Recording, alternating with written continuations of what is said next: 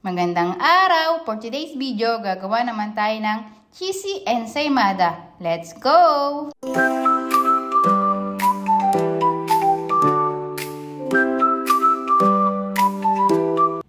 For this recipe, gagamit tayo ng 5 and 1/4 cup of red flour.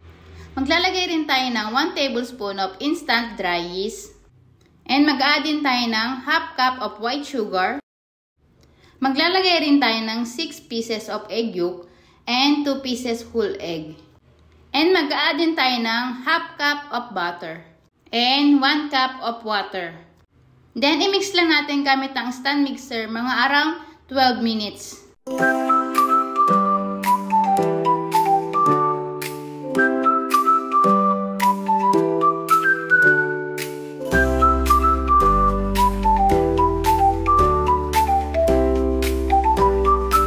And then ayan, mapapansin nyo na mas malambot yung dough natin.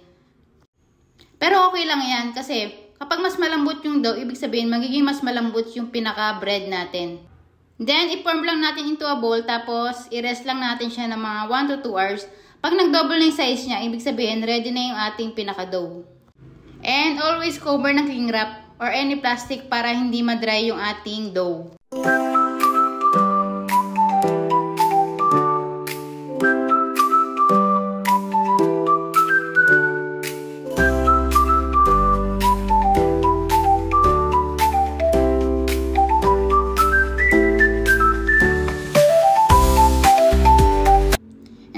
After ng isang oras mahigit, ready na yung dough natin. Nag-double na siya ng size. I-deflate lang muna natin bago natin timbangin. And hinati ko lang siya by 60 grams. And for this recipe, nakagawa tayo ng 21 pieces na 60 grams of ensaymada.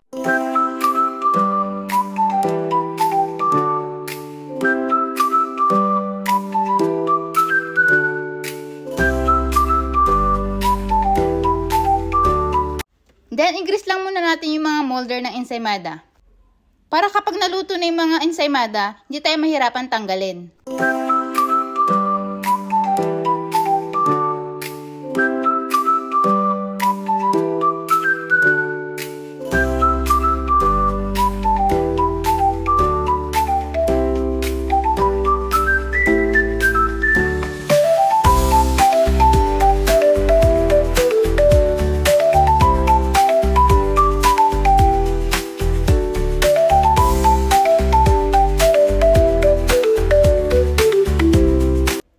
Dahil sa kulang ako ng molder ng ensaymada, dito ko na siya nilagay sa molder ko ng cookies. Then, ayan, i-press nyo lang para magpantay siya dun sa pinaka-molder. Then, paalsahin lang ulit natin to ng mga around 1 hour. Tapos, balikan natin saka tayo magbe-bake. Then, yan, after an hour, nag-double na yung size ng ating ensaymada. Then, i-bake lang natin sa temperature na 160 degrees Celsius. Then, i-bake lang natin ng mga around 25 minutes.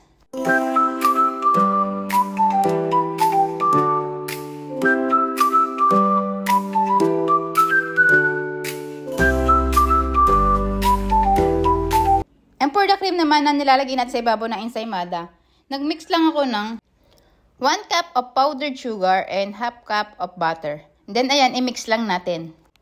Kung wala naman kayong powdered sugar, pwede rin naman kayo gumamit ng white sugar. And then, kapag well mixed na sila, pwede na natin siyang ilagay sa ating ensaymada. Ayan, gumamit lang ako ng brush, tapos ayan, pinahiran ko lang ibabaw ng ensaymada.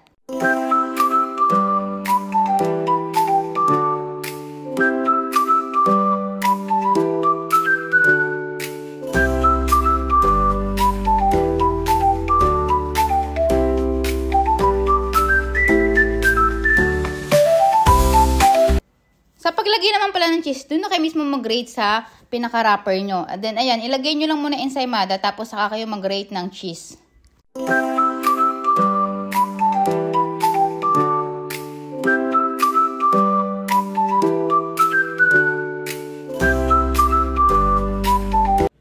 Then, sa pag-close naman ng wrapper, hawakan nyo lang yung magkabilang dulo, tapos ayan, i-fold nyo lang ng mga 2 times, tapos i-fold nyo ulit yung side. Then, sa pailalim, lagyan nyo lang siya ng scotch tape.